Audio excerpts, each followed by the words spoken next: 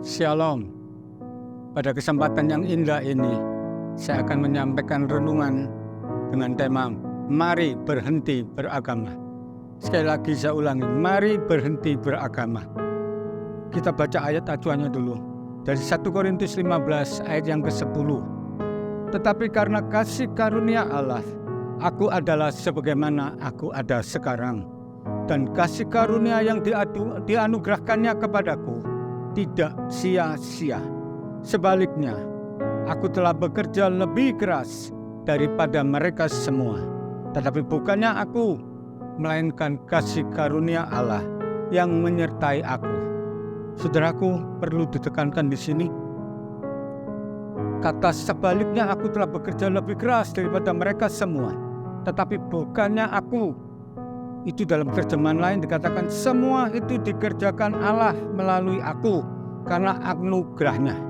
Jadi semata-mata bukan karena usaha kita, kekuatan kita, tapi semua dikerjakan Allah di dalam kita lewat anugerahnya.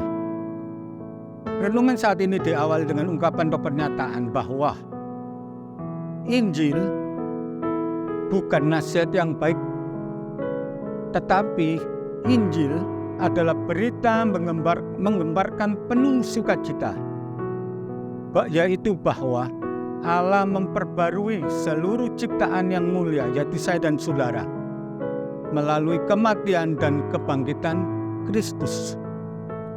Yang kita perlu perhatikan adalah bahwa Injil adalah berita, bukan nasihat, seperti tadi sudah dijelaskan di atas. Injil bukan nasihat yang baik. Dr. Martin Lloyd-Jones menjelaskan keunikan Injil di tengah agama-agama di dunia. Nasihat dan berita, apa bedanya? Nasihat adalah himbauan untuk kita melakukan sesuatu di masa depan yang belum terjadi. Itu nasihat. Tetapi berita adalah laporan atas sesuatu yang sudah terjadi. Tidak ada yang perlu kita perbuat karena hal itu sudah terjadi. Yang dituntut dari kita hanyalah respons kita terhadap berita tersebut.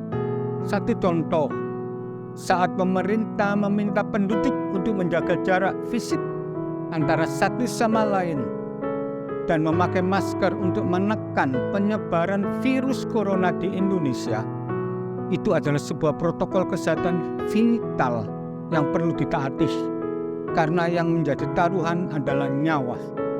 Namun saat pemerintah mengumumkan misalnya bahwa vaksin virus corona telah ditemukan dan tersedia gratis bagi semua orang tanpa terkecuali, mereka hanya perlu merespon berita tersebut dengan rasa syukur melalui taat melakukan vaksinasi.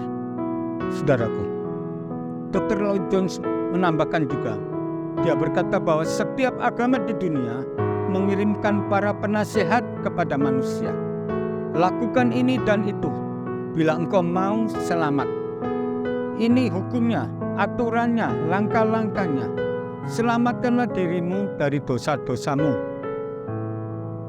Allah tidak mengirimkan penasehat, tetapi juru selamat. Juru selamat itu adalah Kristus Yesus yang telah mati dan dibangkitkan untuk memperdamaikan kita dengan Allah. Berita sukacita tersebut berisi demikian: semua sudah dilakukan Kristus. Beresponlah dengan sukacita dan hiduplah sepadan dengan berita yang Tuhan sudah sampaikan. Saudaraku, terlalu banyak alasan mengapa kita perlu berhenti beragama dan mulai berinjil. Berikut alasan perbedaan antara agama dan Injil. Agama adalah tentang apa yang saudara harus lakukan. Injil adalah apa yang Yesus Kristus sudah lakukan di atas kayu salib. Yang kedua, agama berkata, lakukan ini dan lakukan itu. Maka saudara akan mendapat perkenanan Allah. Tetapi Injil berkata, saudara tidak akan pernah mampu menjadi berkenan di hadapan Allah. Yesus sudah melakukannya di atas kayu salib, sehingga perkenanan Allah turun atas saudara. Agama mendatangkan rasa bersalah di hati, karena semakin keras saudara berusaha menuntut tuntutan Allah, memenuhi penuntutan Allah, semakin saudara akan merasa tidak mampu. Tetapi Injil mendatangkan rasa syukur di hati. Karena melalui kematian dan kebangkitan Kristus, saudara dimampukan untuk memenuhi tuntutan Allah. Agama berkata bahwa kegagalan saudara mematuhi hukum Allah akan mendatangkan kutuk. Tetapi Injil berkata bahwa kegagalan saudara mematuhi hukum Allah akan diampuni oleh Yesus. Karena tuntutan hukum Allah telah dipenuhi oleh Yesus.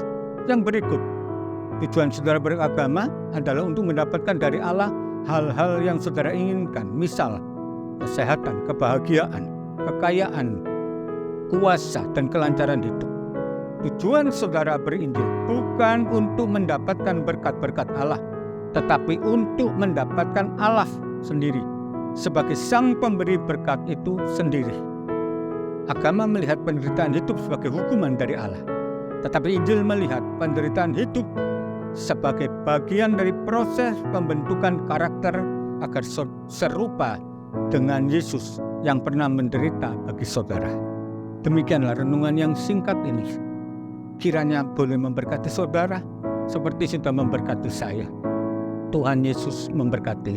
Amin.